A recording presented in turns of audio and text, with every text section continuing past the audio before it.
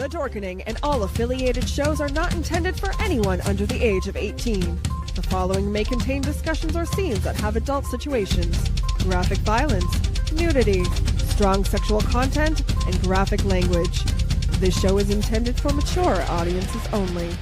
Viewer discretion is advised.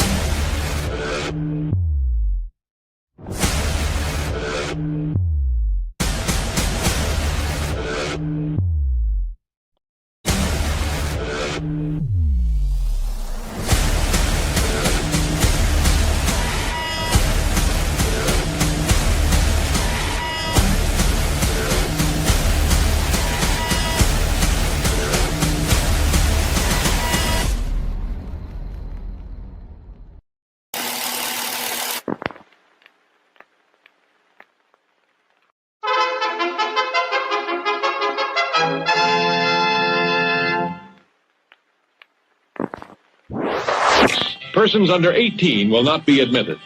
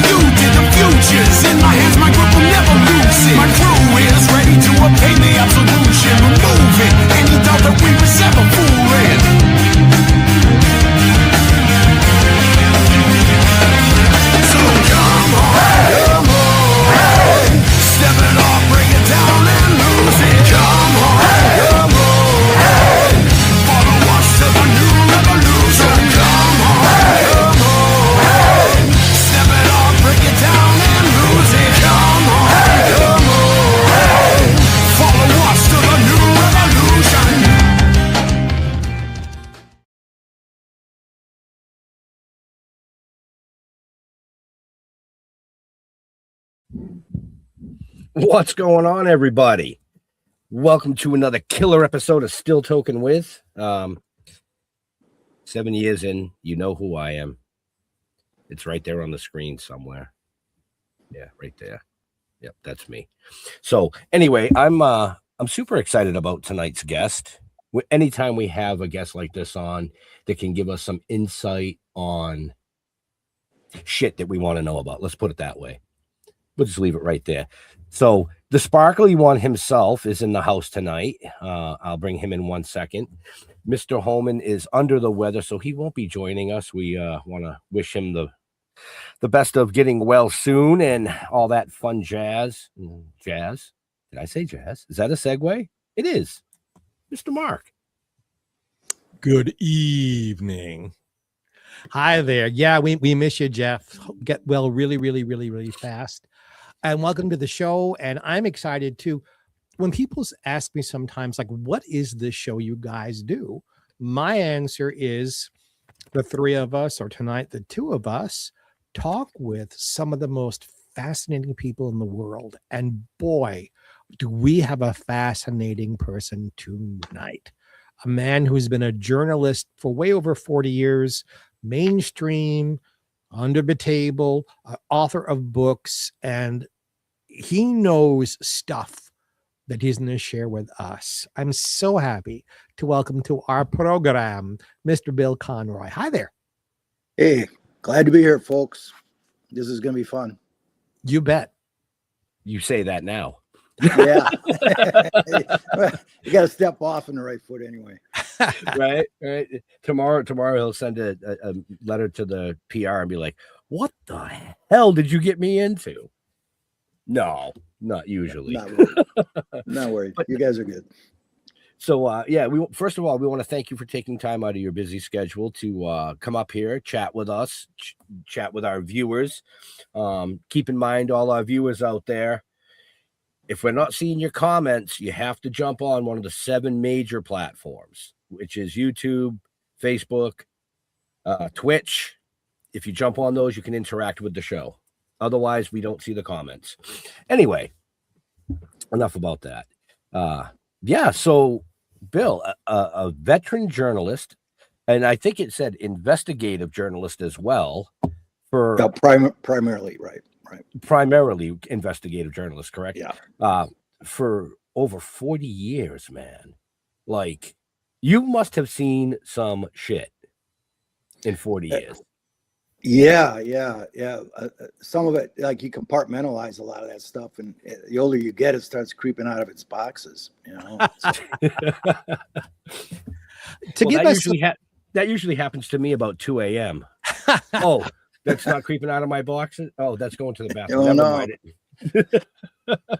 To give our friends out there who are watching and listening some context, when you first started doing investigative journalism, what was going on in the world? What were the first things you were looking into? Well, I mean, actually, the drug war. I first started doing it for an alternative newspaper that a bunch of us founded in Milwaukee, and that was the era of Iran-Contra. It was in the 1980s, and so that was. I started out by covering like the inner city because that's where the drug trade was, and kind of trying to figure out how it worked. And I had, obviously contacts in the city, and I spent a lot of time in the ghetto.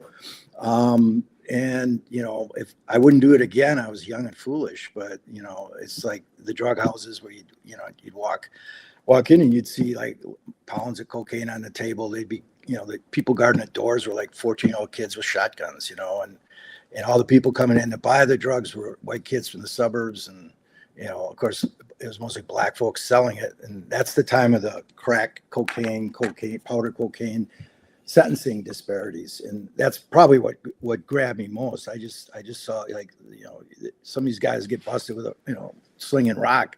They're going away for decades, right? Or at least a decade, automatically mandatory. And then, the kids that were buying it, their families had good lawyers, or mostly in the suburbs, they were doing the powder cocaine, and it might as well have been decriminalized unless they were dealing, right? Anyone dealing usually had problems.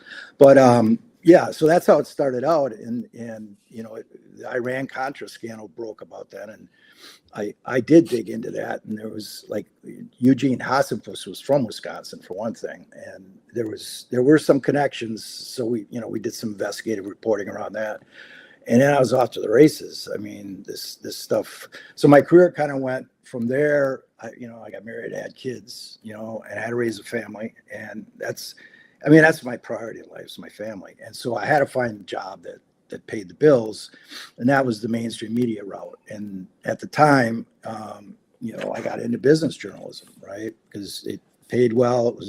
It was basically office hours, like, which is unheard of in journalism, 9 to 5, 5 days a week. And, it left me a lot of time to do the journalism I wanted to do on the side, which was nights, evenings, weekends, or what I meant, nights and evenings, weekends, and vacations. And, my wife was very supportive of it. I couldn't happen without that, because, she would have left me a long time ago for all the amount of time I spent on this.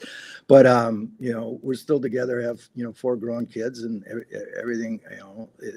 I'm lucky to be gotten this far, looking back on it, to be honest with you. I can't say enough for ignorance when you go into these things, because I certainly had, I guess, pounds of courage and tons of ignorance, and they kind of even out over time. Yeah. Right. I mean, bringing you back to your start, like you said, in the drug wars and things like that, you must have found yourself in some pretty precarious situations being a journalist. Yeah, I did. But I never thought of them that way at the time they were happening, or at least I didn't have like it didn't scare me from going back to it, because I guess I got out of it, right? So right. There is that. that's why I say, looking back, I Yeah. was, I made some stupid decisions and I learned from them, but just all it takes is one stupid decision. That's it. But yeah, I've been shot at, had guns held to my head. I was just going to ask my that. office shot at, and our office in Milwaukee was, it was firebombed. That was not for over the drug war, but it was, another matter. And yeah, the office in San Antonio, when I was writing about money laundering in the drug war that was shot at. Are these coincidences? I don't know. And I was tailed by cops in Juarez when we were there filming under the, basically serendipitously, luckily, yeah, but also, without telling Mexican authorities that we were there doing that, which technically is a violation of, you're supposed to get a visa and all that. But we just rolled across the border and, they have those green red lights at the border. At least they did back then. I think they're still there. I haven't been across that border in a few years, but it was just a luck. If we had gotten a red light, they would have stopped and checked us. And the camera guy sitting there at the time with his $10,000 camera hiding in the, back seat with the cameras in the back. He's hiding, making sure the equipment didn't get seen as we were driving through Juarez, but until he popped up to film something. So it was that kind of trip. And we were going to visit a narcofosa, which at the time, that's like a mass grave that cartels, torture, murder people, and then they bury them. At the time, this is 2004. We were there in 2008 when Calderon, called in the military. So, and we were looking for some additional narcofosas, which we found, and we got tailed. And that was scary. That because I'd just been covering all this. I knew what could have happened, and especially trying to explain why we have the guy that was filming was a Peruvian journalist, and the other person in the car knew her way around Juarez, and she was an El Paso resident, and I'm from San Antonio. None of us had visas. The state cops at the time were the entire night shift command of the Chihuahua State Police was on the payroll of the cartel. They were the executioners in reality. They did other odd jobs for them. So that was scary. But I think whatever happened, they figured out we were gringos, and they didn't want to. We got out of town. I think long short is just wanted to chase us out of there. But you don't know that until you get out of there. So, I've had some close calls over the years, and on different stories I pursued, not even necessarily related to the drug war. Anytime you investigate organized crime or corruption, you can expect somebody, if you hit the mark at all, if you get over the target, you're going to get flack. Right. I'm going to ask for an opinion. The controversy with Iran-Contra was that stuff was happening that our government at that time wasn't being honest about. And there's been so much talk through the years about how much we're not being told. It's not Democrat, it's not Republican, just through the decades. Was it always like that, do you think? Or did there come a point where the government started getting cagey about letting their people know what's really going on? Well, I mean, I think there's always been secrecy in government, but I think in our era, at least in my lifetime, it was kind of the growth of the national security state, and more things became classified, and once they're classified, it's hard to get them out of that from underneath that shell. And anything related to that's my big beef with the drug war. It's like what does national security have to do with cocaine? But yet today, I mean, Iran-Contra, that was all about cocaine. It was about crack cocaine and how the government was involved in the CIA not directly selling the drugs on the street, which is how they always try to discredit that story, is because they're operatives, which at the time were Contras that they were providing guns to. That was the CIA's role, is to get them guns so they could fight the Sandinistas in Nicaragua, which is a left-wing government, and the Contras were right-wing, and the Reagan administration. In fact, you can look at all U.S. politics. I don't care what president's in. They have always favored candidates in leadership in Latin American countries that are leaning, right? Because the leftists down there, on the political spectrum, they're shifted to the left of us in general. But, candidates from the conservative parties down there are more inclined to, play along with the U.S. capitalists up here, as opposed to, cause them heartburn. So that was the case back then. And so that, basically the CIA through Ali North, under marching orders from the National Security Council, had come up with this harebrained scheme, but it actually worked. To sell the missiles to Iran, that was the front end of it, and then this back end was the basically selling drugs in LA to raise money to buy arms to ship back to the Contras, and there was a whole supply network of covert pilots filing the guns and the drugs down. The drugs up and the guns back, right? And I talked to some of those in my book, and so that I think it's just been a slow creep of the democracy getting more and more encrusted with this national security state, where the government can decide what to let you know, and if they don't want you to know it, they just classify it. And then anyone that leaks classified information, in fact, one of the tricks often used is a whistleblower will come out and they'll call him to Congress to testify, and he'll spill all the beans. Then they'll classify the testimony. And from that point forward, even if the whistleblower ever talks about that information again, he goes to jail, right? Because so that's how they've effectively wielded the national security laws to kind of control the message and narrative in the United States. And it's been used in the drug war heavily that way, I would argue. As a journalist who is obviously so knowledgeable about all of this, can you pinpoint a moment in time when drugs became currency, when drugs were driving all of this stuff? Because it can't go back much more than Vietnam. Okay.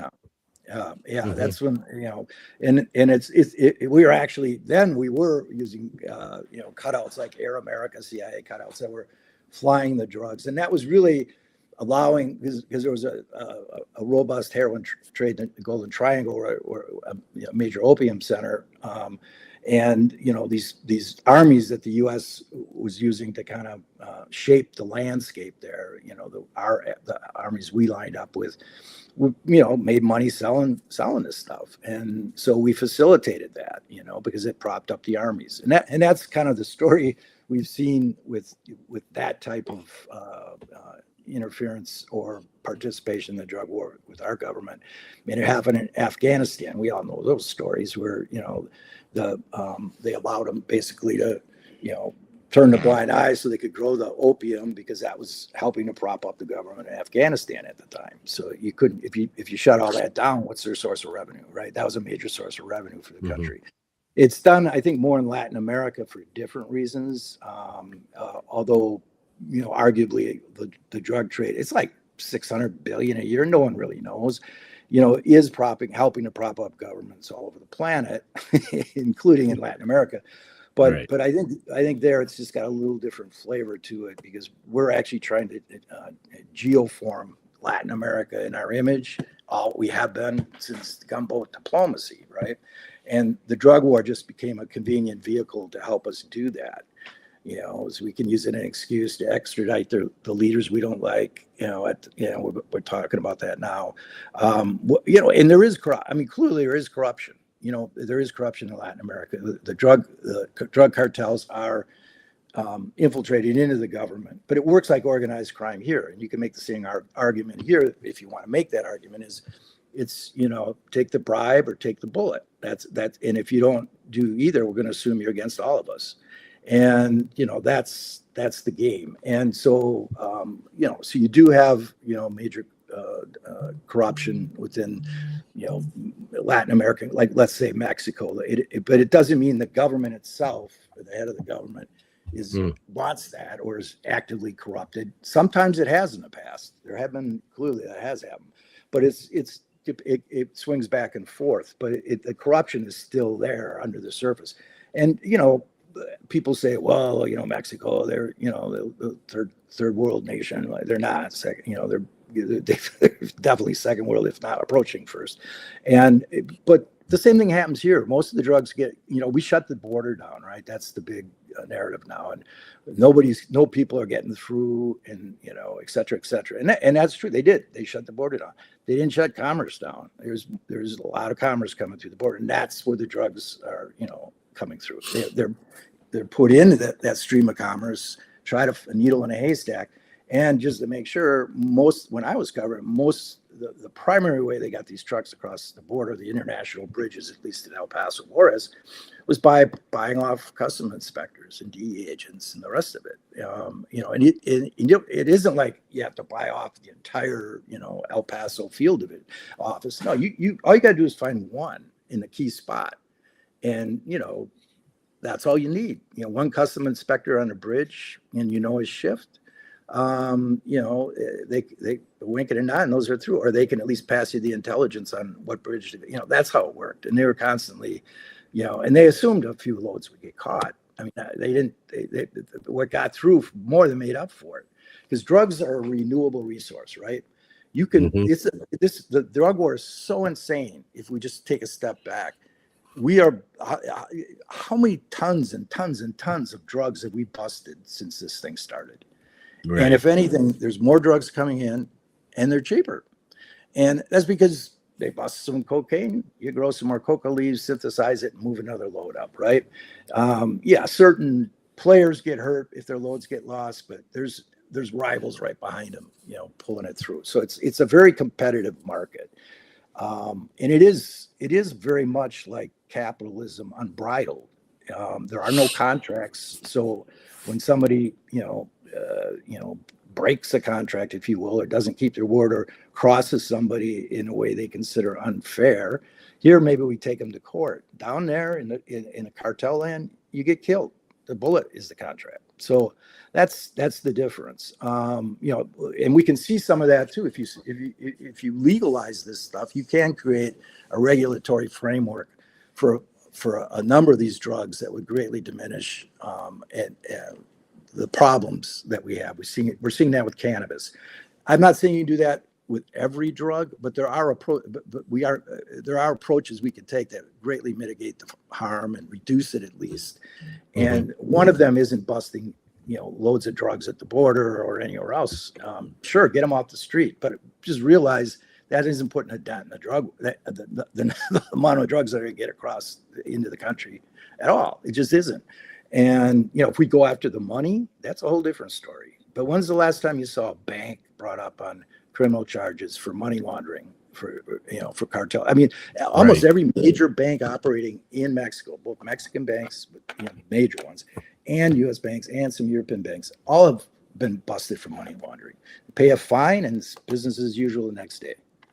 So they won't go after the money. It's too threatening to too many people that are, further up the food chain, way up the food chain. We're talking, And so it's keep the war at the street level. Lock up the black folks and brown folks. It's a good way to keep your population under control, and you want to keep control of the country. And sell a line that we're the good guys, they're the bad guys, and we're cleaning this all up. And the biggest thing about it I see isn't the racial component. That's just a byproduct of American history. That's a big thing to me personally, but I'm just saying the real reason that there's a motivation behind this is, you get a headline, it makes you look good. You get an increased budget line. That means everyone, gets more money in that particular law enforcement budget, or if it's an intelligence agency. So success brings you more money, and success is measured by drug busts. Of course, that's what you're going to concentrate on. And it sounds like nobody has any real skin in actually solving the problem, because everybody, including the problem solvers, are making too much money looking the other way. Precisely. I could elaborate on that, but that's basically it. I mean, you had these huge initiatives like Plan Colombia and Plan Mexico, tens of billions of dollars, that were going to Mexico. But, there were contracts given to U.S. companies for the most part to supply, helicopters or whatever the heck they were using, armored the armored cars and guns and etc.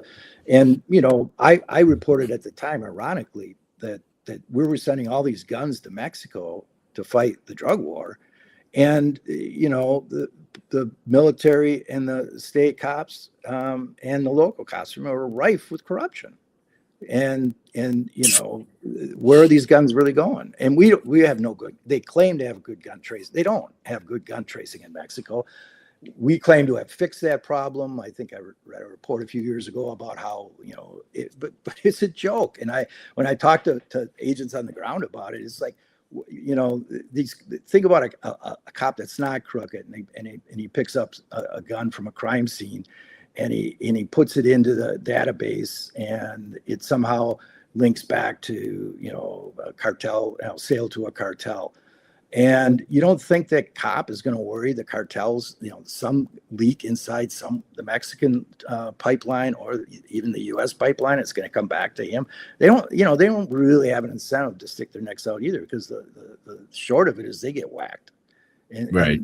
When you hear about cops getting whacked, you can't tell if they were crooked cops in the middle of a cartel turf war, or they were clean cops who got too close to something or crossed somebody, the wrong way, and they get whacked. So, yeah, it's not a good situation down there, and that's why you've got 50,000 dead since the Calderon era.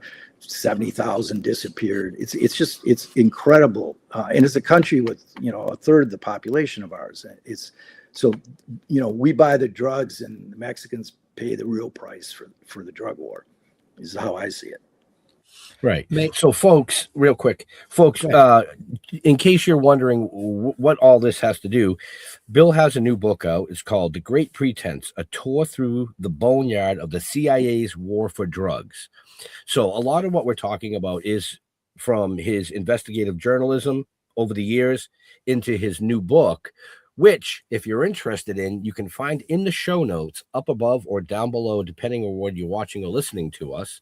I just wanted to make sure we got that out there. So people kind of either watching this now, watching it later, or listening to it later understand that it's just not a show here. There's a book behind all this as well, multiple books, but yes, that's the newest book. Okay, sorry. Go ahead, Mr. Mark. Continue. Yeah, I was going to pose it something. Let's pretend I'm Mr. Rogers, and we're going to travel into the land of the make-believe neighborhood.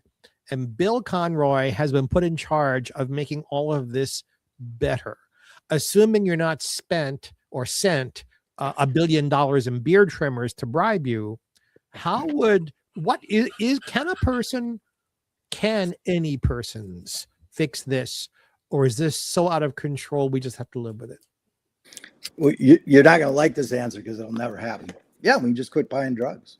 I mean, everything's fueled by U.S. demand for illicit drugs, and I'm sure our listeners out there, unless you grew up in a shoebox, I would say a large percentage of them know what I'm talking about. They've run across the drug market in this country, and you don't think about where is that. I mean, you wouldn't be enjoying yourself if you're thinking about how many people died to move the cocaine across the border, right? But it's the reality, right? So I don't have a magic solution. I mean, I talked to a lot of folks that cover, that were involved in this on the law enforcement and intelligence CIA side, and they all have their own ideas. And the best kind of 3-point, or I'd say maybe let's start, see how many points I have. But first of all, I mean, addiction is real. And, it's damn time this country gets real about it. We got a hodgepodge of programs, some work miserably or not at all. And we're not, modeling any of the good ones and kind of figuring a way to fund them and roll them out across the country. And particularly with the real hard drugs, the opiates like fentanyl now, which has made the news, but this has been going on with heroin, since I was a kid, overdoses. So, and that's a really, really tough addiction. I mean, try quitting cigarettes and multiply it by 10 and I've been trying to quit cigarettes off and on for years. Listen, I just literally just lit one. So I completely understand the cigarette addiction. I've tried to quit numerous times over the years. I mean, that's the only bad habit I have now. Yeah.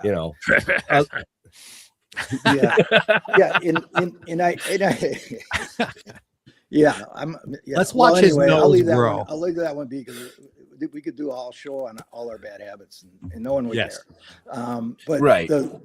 But the thing is, I mentioned earlier, the one thing I think we need to do a lot better on, and would make a big difference, is to go after the money.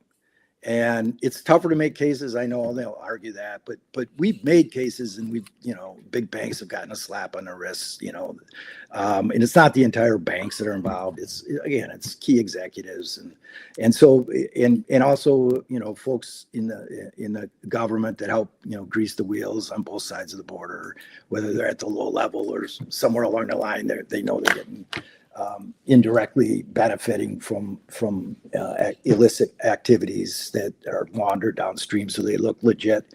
I could bring up cases of people that buy money or buy property from known entities that are associated with criminal activity, and that's how the criminals launder their money, and you end up with a great deal on property.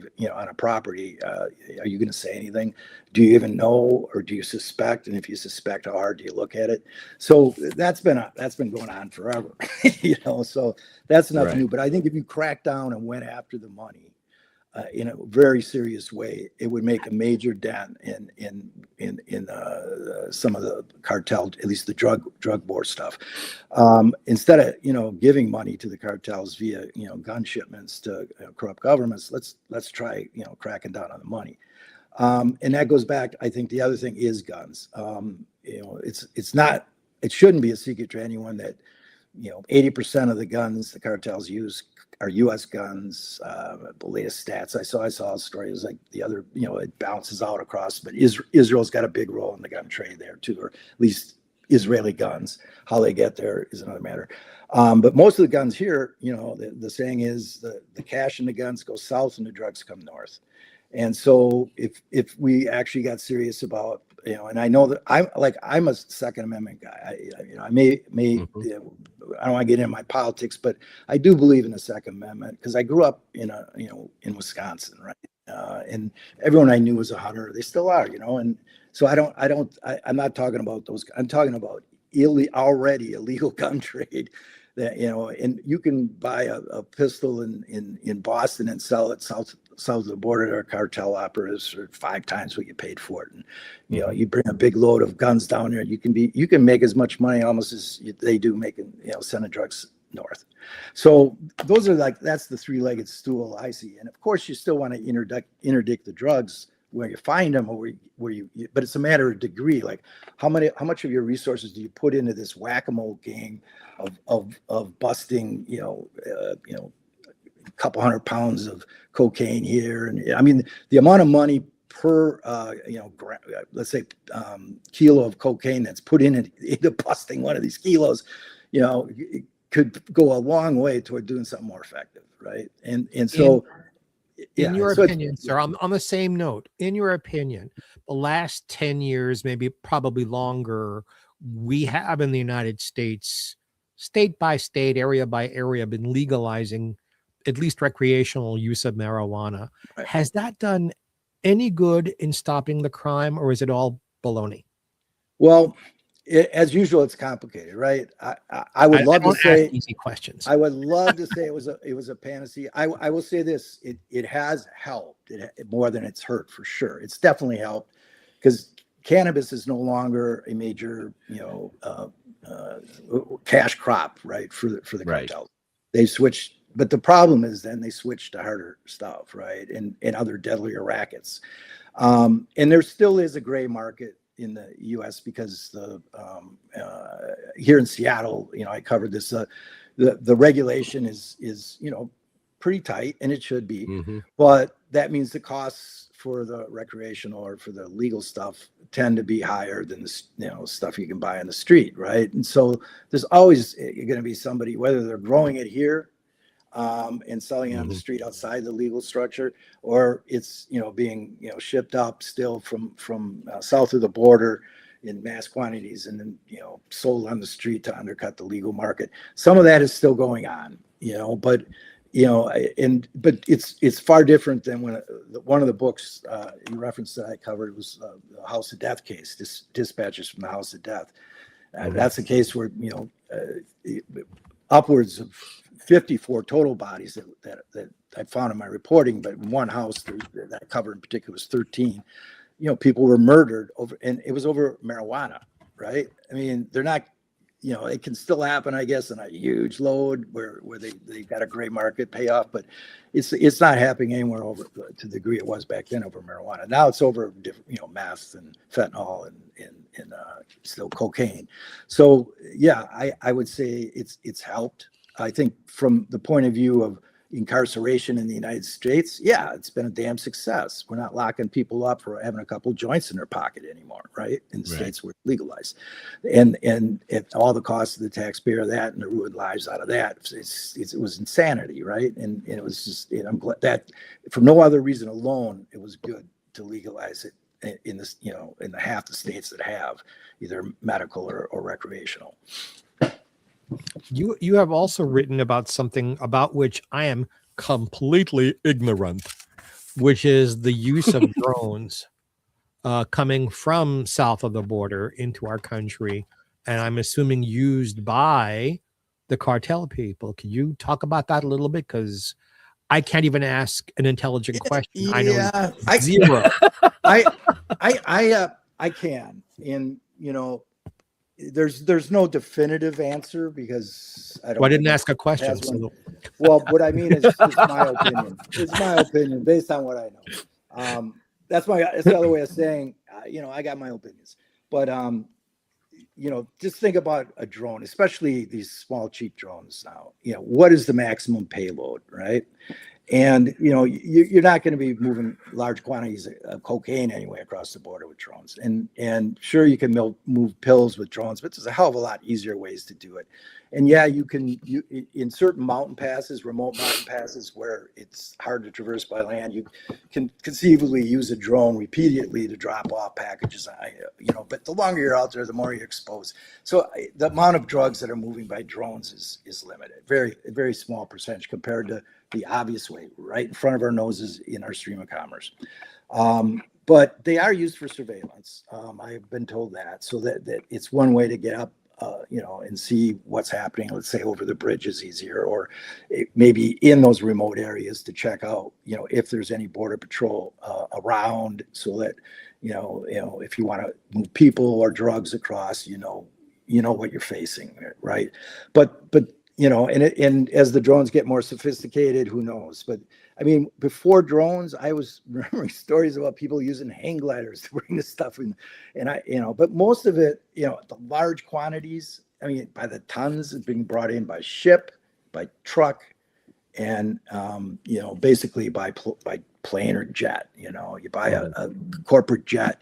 You get landing privileges somehow at a private air base, and it's harder to get across the border now because you got the transponders. I write about this in my book, how one of the operations that ICE used on the other side of the border, CIA is always involved. They were trying to track drug cartels, and they just put transponders so they knowingly sold planes to these cartel operatives.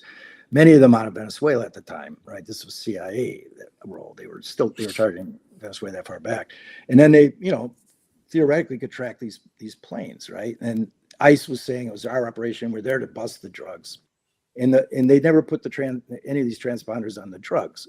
So this ran for 4 years. They sold dozens of planes to cartels who used them to transport tons of drugs, some of which came across our border, and no bust, not even an indictment. And people like saying they tried to blame it on two rogue agents running. And I said, no, you don't run something that big that long with two rogue agents. So the point is, there's so many ways to get the drugs in the country.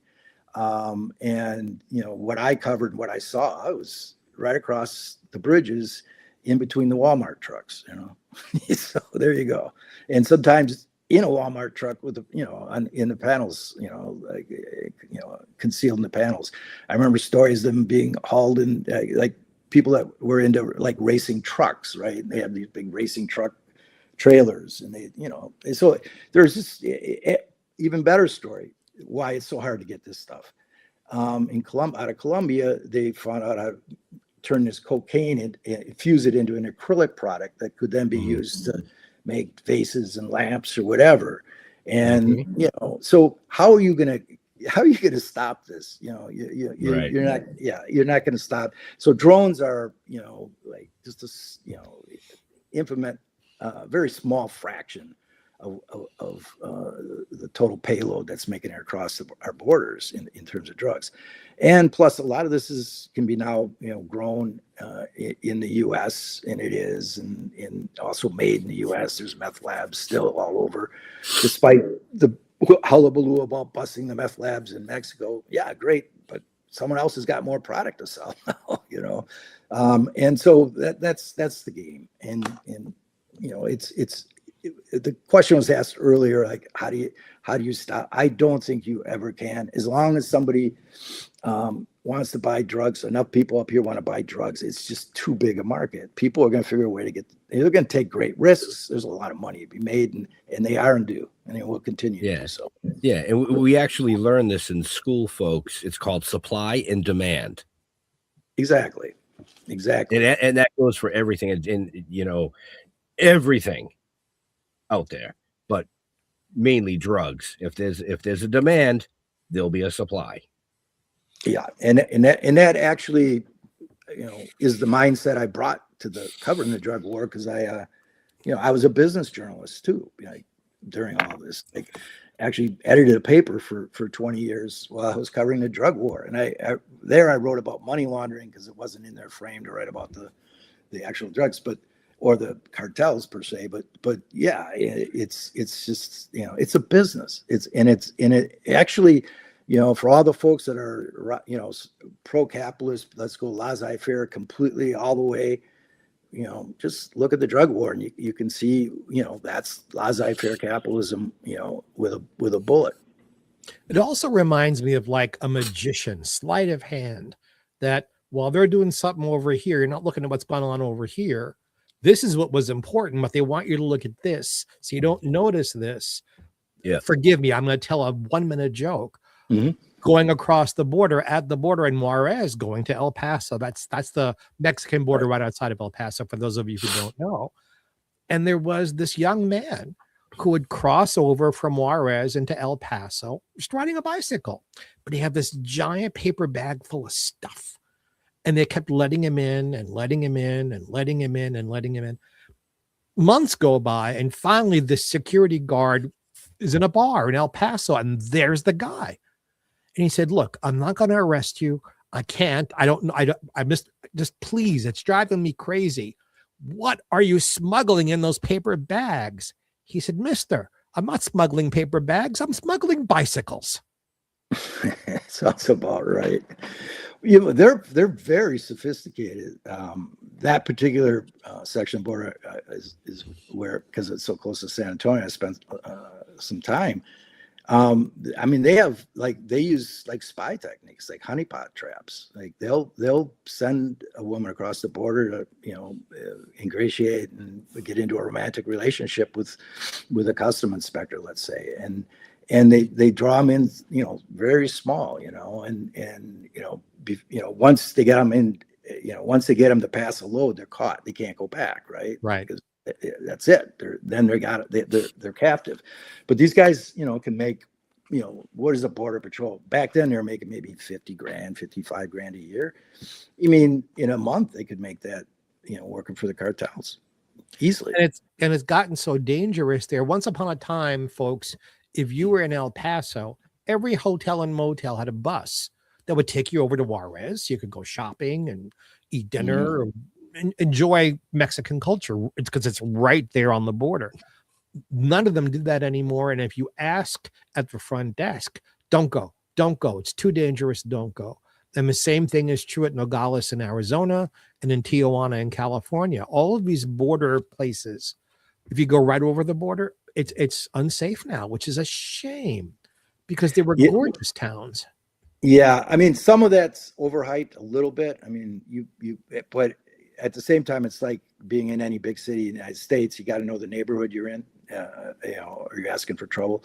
But they are the major plazas, and that's why they attract all this, cartel. When the cartels are fighting each other, that's when they blow up and get real dangerous. Now, Juarez still, I mean, you're right. It used to be completely different.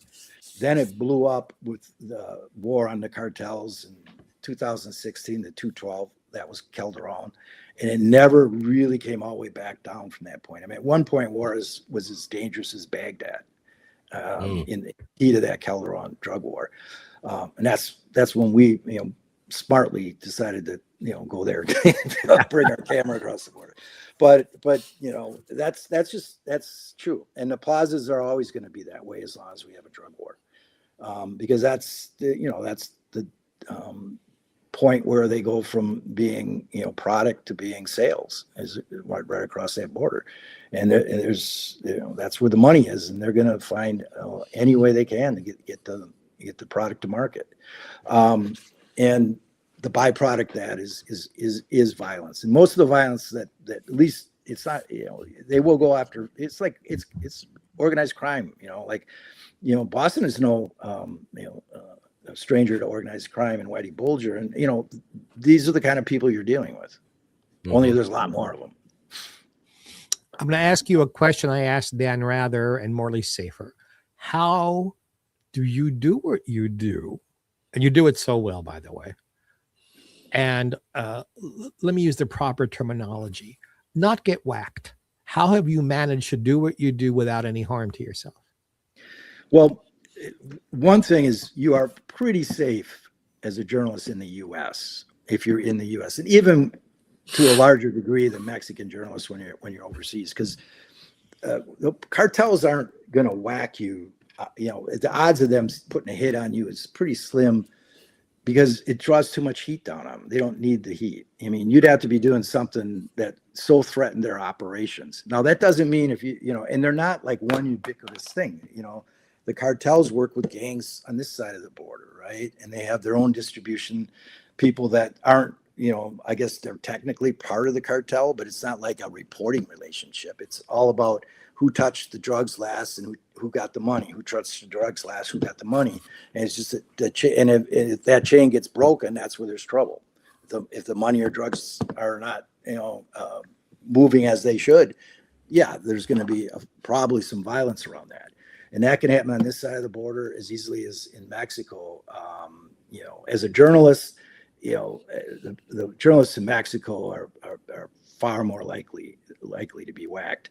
I just wrote a piece, and I get the numbers off a little bit, but like in the last, I think it went back 5 years. There were like 50 Mexican journalists murdered. Now, granted, some number of them probably were working for a cartel, and the other cartel whacked them, but many of them were just good journalists who got killed, for doing their jobs. In the United States, in that time frame, I think there's been 6 journalists murdered. None of them related to the drug war. So I feel I got a greater chance of getting murdered here in the United States as a journalist lately, especially in the last 10 years, than I do in Mexico. But that's not to say you can't get crosswise with the wrong person, and or run into a wrong situation down there where you get into a neighborhood where you're just out of your league, and they don't know who you are. You're just another white gringo down there that they're going to mess with because they think you're messing with them, right? So, but there is no real, I think there's one journalist I know of and I knew him. That was murdered down there, and he was murdered covering a protest in Oaxaca, and he got too close to the barricades, and it was a paramilitary with the conservative pre-party that shot him. Right? It wasn't like over a drug situation. So if you're in the heat of something like that, and yeah, you got to, that's where you got to be careful. It's always a situation where you're in the middle of chaos, because all bets are off then, right? So I basically don't go running into chaos. I try to run away from it, but Good man. but I do find myself circling it a lot, right? And that's yeah. I mean, I'm you got to be concerned about it, and you got to take precautions. You got to have a network of people that can have your back, or at least know where you are and can provide some support. And I usually worked, especially on more dangerous assignments, with some other journalists, either in support roles or at least very nearby, where I could get help or get a bailout when I needed it. But when you do your surveillance of the area, so you know the neighborhood, you understand the territory and the land you're on. Any of those can be key lapses if you don't. So yeah, what is that? Life is 99% preparation, 1% jumping in the pool, right? I'd mentioned a couple of names. I name dropped Dan Rather and Morley Safer. We could add Mike Wallace. We could add Woodward and Bernstein. I can't come up with a young person that I go, ooh, what great journalistic investigating they're doing. Are there young people you admire, or would tell them to come to you and go, hey, come talk to me, I want to help you? No, I'll mention one name, Jose Olivares, who's a young U.S. journalist who has dual citizenship, speaks Spanish fluently. That was one of my handicaps, is I always had to work with somebody, generally because I didn't speak Spanish, right, when I was across the border. And God knows I tried to learn. I mean, I went through German, Latin, and Spanish, and none of it stuck, right? But he's very good, and he But the problem with that young journalists face today is, the mainstream media is, in general, is reduced vastly from the days when I was starting out. So finding a job in mainstream media is really tough, and even if you do, the number of ones that will give you the freedom to report this stuff is few. It's very expensive, and there's no, the only payback is heartburn for these media owners, because you get sued, or there's a lot of liability, etc. So they have no, and it isn't necessarily the biggest readership garner. It can make a big impact, but how many readers read these long flowing exposés? And what's more, books. I mean, it's harder. People are used to 15-second newsreels, right? And so, yeah, it's the world's changing. I got to admit it. And if you don't stay on top of the world, it's going to change under your feet anyway. But I think that's part of the problem. But they're still out there, and they're just in this fractured media landscape. He's done some excellent work. He's very young, and there's people that he knows that I'm sure are just as good. And so I have faith that there are young and great investigative journalists that are going to come up here yet, but I can't have as much faith in what the media landscape is going to look like for them to work in and to get this stuff to readers.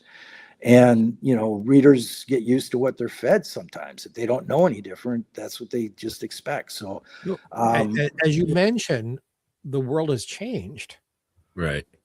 There are barely any magazines left. There are cities that don't even have a newspaper anymore. Radio, terrestrial radio, is going away quickly.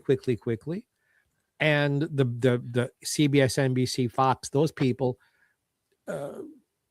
they're all being owned by one company. I don't know why there isn't a huge geschrei out there over the monopolies that own our media, because once upon a time, an investigative journalist was in competition with 10 other papers. Let's use newspapers. Today, the competition is almost all bought and paid for and working for the same team. Yeah. Well, go ahead. I was going to say, with the world changing, I think investigative journalism is changing with it, to bring it more to platforms like what we have here. I know somebody working. independent. Yep. I know somebody You know. working for BBC. I had the same discussion with. She's a young journalist, and she was trying to convince me how TikTok can be used as a platform, even for investigative journalism. Now, and they're actively working that. Now, you want some feedback behind the platform. You can always say, for the full story, go here. But as the even telling that story, they are now these young journalists are learning to use definitely multimedia approaches, but even to package investigative pieces into smaller nuggets so they can be digested and then built upon, right? And maybe even over time built on, instead of all blasted out in a newspaper page like we used to get when we were young. So I believe it can be done. But AI is going to throw another wrinkle into it, right? And that some of that good, but some of it bad. And it's like any technology. And media has been like this forever since we went. Media was transformed by, first of all by the Gutenberg press, but then by the penny press at the turn of the century, when suddenly mass available, cheap newspapers were available to the masses. Before that, they were much more expensive. Slide forward, there were various, technologies, but usually the big ones come along every 30, 40 years. It was desktop publishing, completely transformed my era. That's how we were able to start a newspaper. Right. And, then came the internet. Again, transformation. Blogging era. That's again, I was coming up in that age, and then from the blogging era, when internet got faster and broadband got more broadband got to more people, the video era that we're still in, really. And AI is going to change that game again. And I don't know if it's the next 10 years or next 20 years, but we don't even know the media products that are going to be rising out of that, that are going to be popular. So if you get into this business, it makes sense. You're covering news. News by definition has changed. Why do you think your own industry is going to be subject to the same rules, right? So you do have to. You can't whine about it and lament. I mean, I lament and I whine, but it doesn't do any good. No one cares. So you got to move forward. You got to figure a way out. And so at this point in my career, it's like what doesn't change fundamentally are the reporting techniques, right? The media presentation will always be changing, or you got to adapt to it. But there's still some fundamentals that you have to know about reporting and researching a story, right? How to vet it, how to make sure it's accurate. If you care about such things, in investigative reporting, it's key. How to build sources, develop sources, how to protect sources. All those are independent of the media that you use if you're doing it right. And those are the lessons that I learned many of them the hard ways that I can then pass on to younger reporters that are interested in listening to an old fart like me. And I take every occasion to do it because I don't understand TikTok the way they do. Maybe they can teach me something about that. So, right. We are starting to run out of time, and I know Ben wants to mention your books one more time. Go ahead. All right. No, well, I said Ben wants to. Okay. Go ahead. Well, just check the show notes up above or down below, depending on where you're watching or listening to us. The links to his books are there. It's that simple. Cool. The names, the links, it's all there. If you're interested in it, which why wouldn't you be? Get a copy or 2 or 10. It's that simple. Yeah, you guys, I use this. You don't make money on books, really. I really just want the book read. But to the extent I do make money, it gets poured back into reporting and journalism. And I'm at the point in my career where if I was just trying to make money on this now, I would be not talking to you from my house. I'd be talking to you from the streets. So I'm not doing it. I'm not. You can buy it or not. I'm not really in for the money, but I am in it to get the books and to have this history down so people don't have to repeat all the story needs to be told. Yes. And the best way to get the full story is to read the book. Because I'm sure we've covered quite a bit in this hour, but we didn't even touch on a lot that's within those books. So that's true. It's very simple, people. You know, we can only give you so much with our investigative journalism here. You know, you guys do a good job, I think. Yeah, I like the format here. Thank you. But we love having you. But to get the full story or the full story that Bill is telling, you got to get the book. I mean, it's I don't even know how to explain it any other way to you. Not to you guys, I mean, to our viewers and our listeners, you know, if this is something that interests you, there you go. It's you know, it's kind of, that's the way it is. And I'm very accessible too. If folks do end up buying a book and they got questions or they want to complain about something that was in it, either way, I'm used to that. I was an editor for 20 years. I have a thick skin. And see, the way I look at it is, folks, if you're going to complain about the book, then, you know, oh well. But if you want to reach out to him and you have a question, the question should be, how much are you going to charge me to autograph it when I mail it to you? Thank you. All right. I like you guys even more now. That's good. And that's kind of how it is, you know. If you're going to buy the book, you read the book, but then you're going to buy the second book to have it autographed so you don't read it and it goes in your library. See, I have a library over there of autographed books that have never been read. Well, that's not true. There's a few that have been read because there's only one copy. But check the show notes up above, down below. All Bill's information is there. Links to his books. And hey, like he just said, reach out to him. That's in the show notes. Mr. Mark, do you have a last question? I have. For this amazing guest. I have and he is an amazing guest. I agree with you. So, Bill, you're brilliant, you're talented. What's the next thing you want to investigate? What gives you a journalistic boner? Yeah. How did I know? Yeah. Well, I just know the next thing I want to investigate, I don't want to get in trouble with my wife, right? So if we want to go off on that, but no, that was a bad joke, guys, right? But I'm smiling. Go ahead. Here's what happens. I can sit here honestly and say right now, I'm not 100%. You know, there's the real next question to me is, do I do another book on the drug war? I mean, I've left a couple things off the table. You know, I've covered the drugs. I've covered, do I cover the guns? Do I cover the money laundering? But in order to do a book like this, you got to have real passion about it because it's a year-long project. And, you know, this book just came out in February. So I'm really in that process now. I don't even know if it's going to be fiction or nonfiction because I've written 3 fiction, 3 nonfiction now.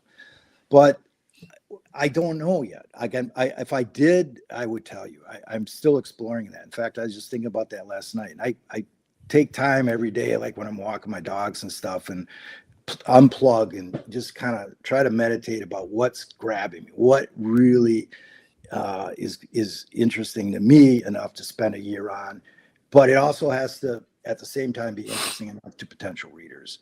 You know, I'd bet with your experiences, you could write an awesome murder mystery. I don't know. I probably could take a stab at it, but I will, you know, I already know the mystery and I'm wondering if that'll keep me interested the whole way. So I've got, I'll know the answer, but actually that is one that's crossed my mind. I'll throw this out to you, but I don't like writing real deep historic fiction like decades ago, but this is the only one that might grab me because you got to do so much research on the period, right? And you can't make that. But I had a believe it or not, on my dad's side, where Irish, he came out of Chicago and then he moved to Wisconsin as a kid. But our Chicago bloodline on that side was, part of, Irish mobs in Chicago. And there's a real interesting history about, how do you come out of that to, he was a railroad engineer, but he walked away from it all, right? Because they were going to set him up. No way. I want out. And his mom did too, because that's my grandma. So how do you walk away from it? I don't think it happens often, but they did. But they had to move far enough away from Chicago to get out of it. But the tragedy still plagued them. I had he would have been a great uncle, but it would have been my grandma's, cousin, who she was very tight with, who was murdered by a serial killer here in Seattle. I didn't even know this before I came to Seattle. I found all the news clips and everything. This is in the 1950s, right? Wow. So there's some interesting intersections between my past, which I didn't even know all the details of at all, and how I ended up covering this stuff that kind of fascinate me. Like, what is going on there? That, am I trying to purge some demons from my ancestral bloodline here? I don't know. But point is, there's something there, and I'm playing around in my head, and that might be what it might lead to something like that. That would be a cool read. It would. I'm sitting here going, yeah, do that one. Do that one. Yeah, well, thanks for the feedback, because I haven't articulated it. Now I'm telling it on here. I don't know. I've been keeping it in my head. But no, I think it would be a cool read, to people's ancestral history, when it has something good, like not good, but a good storyline like that. That's a good read. That's a good read. It has a happy ending. I'm alive, right? right. To this day, still. Still. So my last question for you is, we've heard a lot about your investigative journalism and things that you've covered, but what is the one thing that Bill really geeks out about? Like, we've had people on that geek out over history. They geek out over, astronomy, sunken ships. Is there something that outside of journalism that you just really, you're like, yeah, that's me? I better watch what I say here. I'm going to say it. The Green Bay Packers, baby. I'm an NFL football fan. I enjoy my Sunday football. Why would you be afraid to share that? Well, because I'm talking to folks out there in Boston land. Well, Jeffrey Mark actually is in Palm Springs. Okay, so he's a California boy. This is true. We are all. You're right. Yeah. It was kind of a joke. It's kind of a joke because there's rivalries, but they're at least friendly rivalries. And listen, I love football, and I'll tell you, man, I loved watching Brett Favre back in the day. Yeah, so did I, even though he turned out to be a big loser. And that's why I said back in the day, so a good team or a good quarterback or a good player, and it doesn't matter who the hell they play for in my eyes. If they're good, they're good. You're right. You're absolutely right. But now if you want to get into hockey, hockey's where we can get into a tussle over here. But yeah, you sound like it. I'm not as close a hockey fan. Actually, my niece is married to someone whose brother plays at pro level. He played up and down. You know how that goes. He played some games with the Blackhawks. He's a goalie. So I'm getting infiltrated into the hockey culture a little bit through that. But I don't. It's I was the standard. I grew up playing baseball and football, right? And that was, and I had to learn through my kids soccer and, like I said, the hockey. So that's how. Yeah. But I still want to know.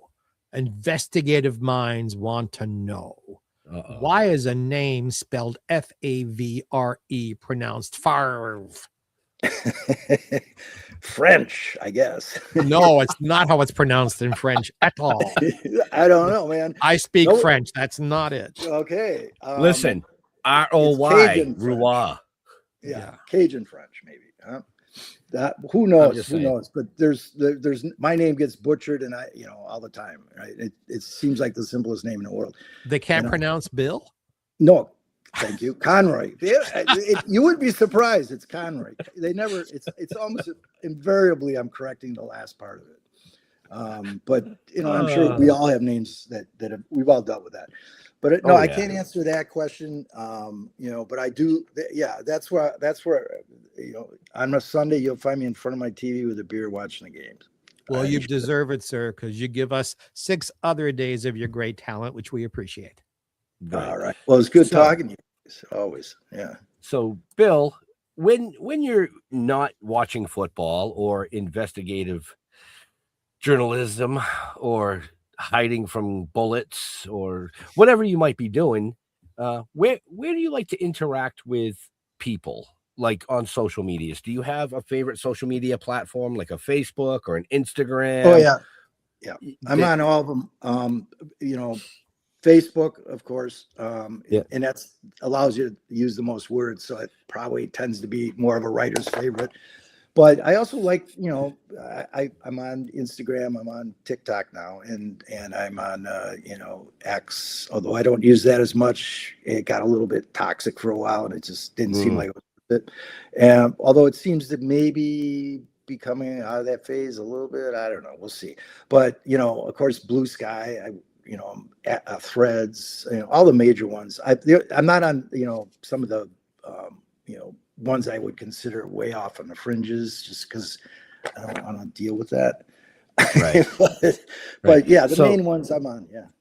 So, folks, make sure you check the show notes up above or down below, because those links are there as well. Mr. Jeffrey Mark. That is I. Same question for you. Yes, sir, my friend. Jeffrey Mark, as it is spelled below here, for those of you who are listening, GeoffreyMark at Facebook. At Instagram, it's Jeffrey Mark Showbiz. And by the way, as long as I have your attention, we have another show, Ben and I. GPE, Jeffrey Mark Plays Ella. Every week, I play the music of the incredible Ella Fitzgerald on a theme, and then give you insider stories about how the music was made, about the recordings, about Ella. And that comes out every Sunday in time for brunch on the West Coast. So please go looking for that on the very same platforms and channels and places that you're either watching or listening to us all over the world. And we have a GPE page on Facebook if you want to talk to us there. And I'm sure if Jeff Holman were here, he would tell you all about Still Toking and their stuff, but I'll let Ben do that this time. So, yeah, you can check us out at stilltoking.com. Just go to stilltoking.com. It's easier. Yeah, Toking with the Dead on Facebook, Still Toking Productions on YouTube. All the links are on stilltoking.com, along with all these amazing shows, 7 seasons of these shows. You can find them there. You can find them on YouTube. We want to thank Bill for coming out and hanging out with us this evening, telling us my pleasure. a little bit about his life in investigative journalism and some of the things that he's really passionate about. To all our veterans and first responders, we want to thank you for doing what you do so people like us can do what we do. Stay safe. We'll see you next week. We're out of here. God bless. Have a happy.